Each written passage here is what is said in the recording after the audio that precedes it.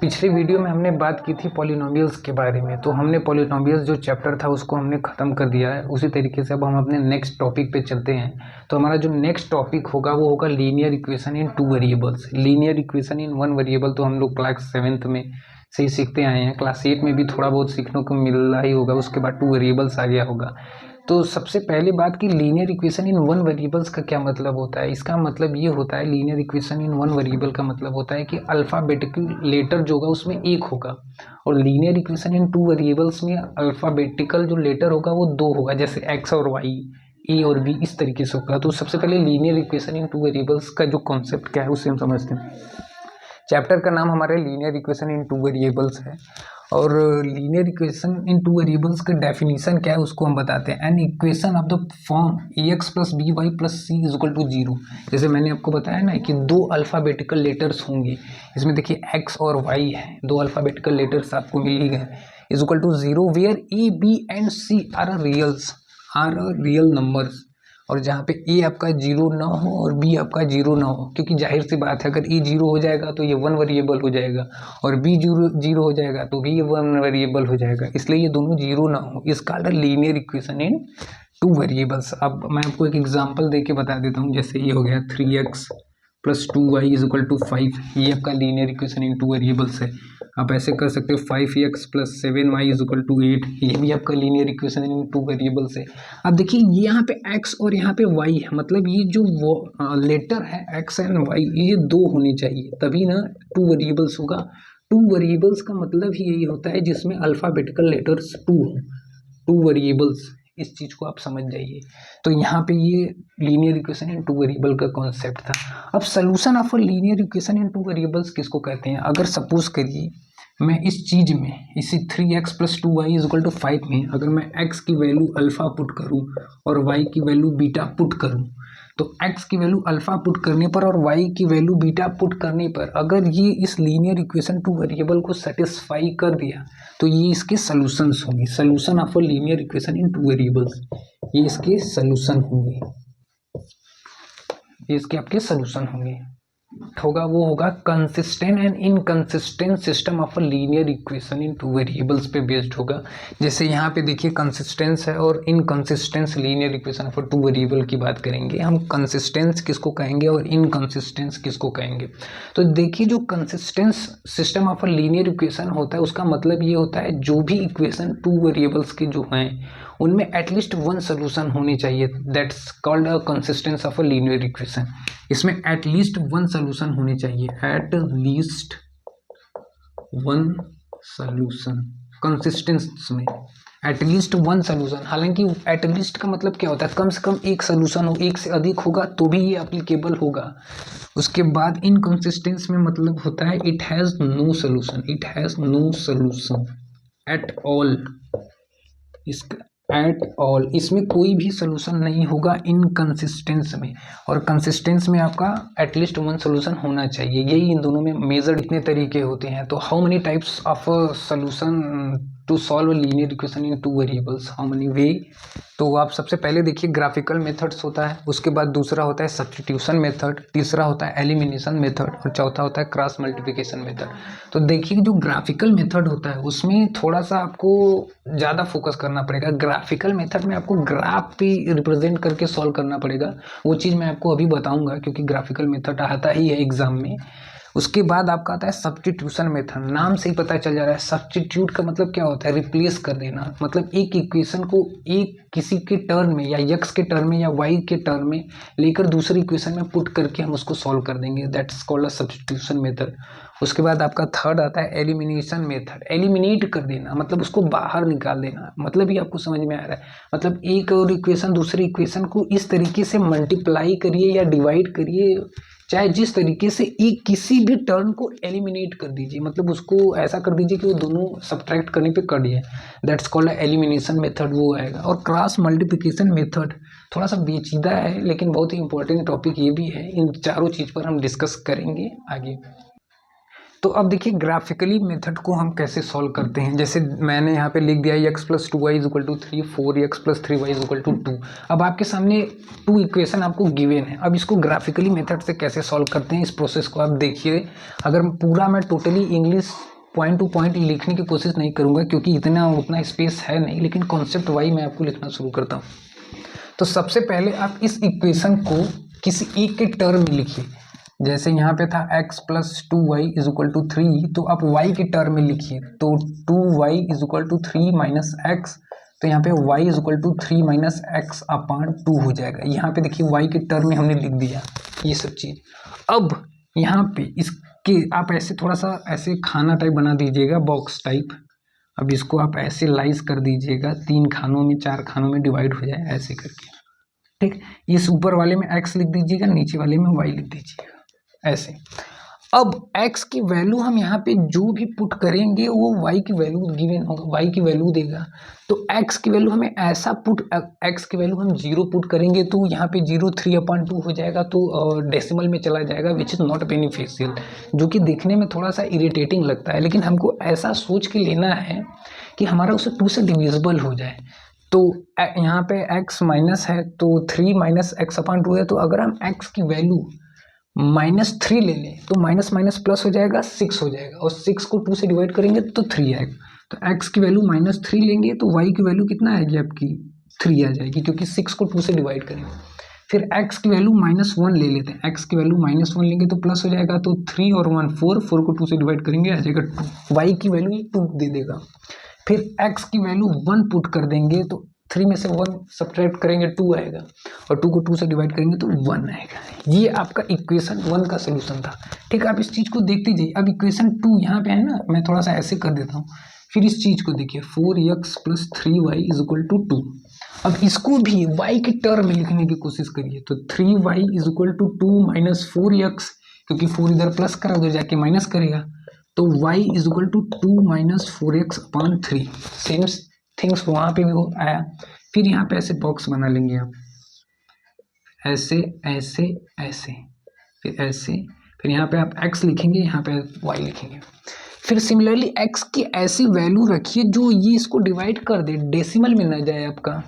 तो x की value यहाँ पे हम क्या रख सकते हैं, अगर हम x की वैल्यू -2 ले लें, x की वैल्यू -2 ले लेंगे तो ये प्लस हो जाएगा, तो ये 8 और 2 तो आई थिंक 10 हो जाएगा। 10/3 डेसिमल में चला जाएगा तो हम नहीं ले सकते।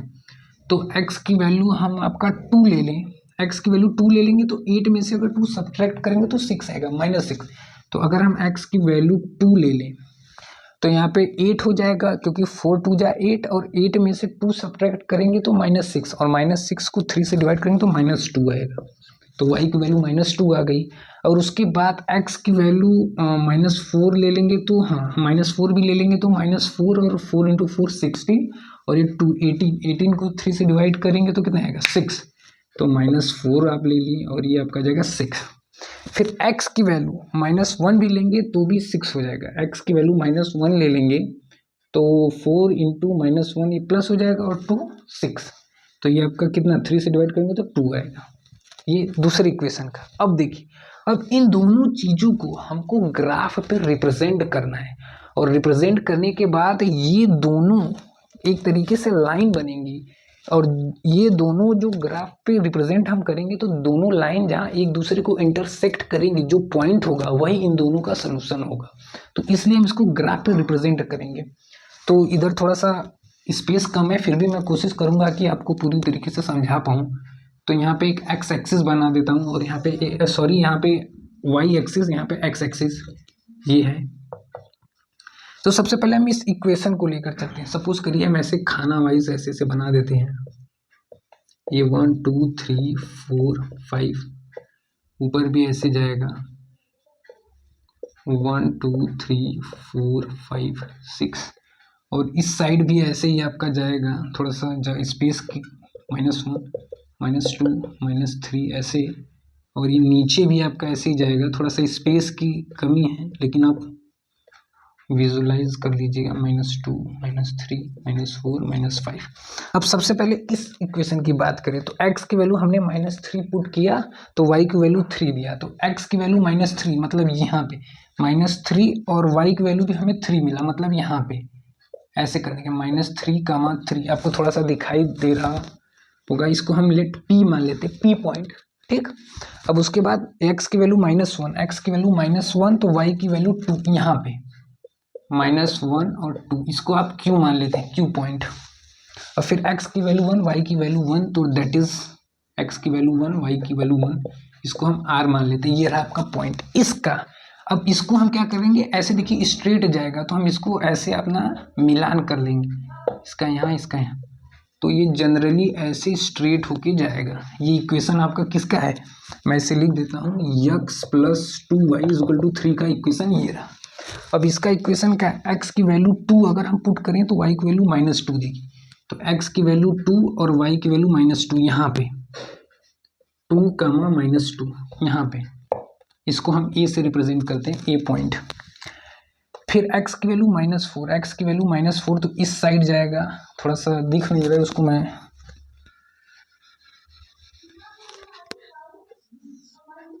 -1 और 2 और यहाँ पे x की वैल्यू -4, तो x की वैल्यू -4 तो y की वैल्यू 6 आपका यहाँ पे, ये वाला जो लाइन है ऐसे जाएगा, मान लो b मान लेते हैं, -4 और 6 यहाँ पे।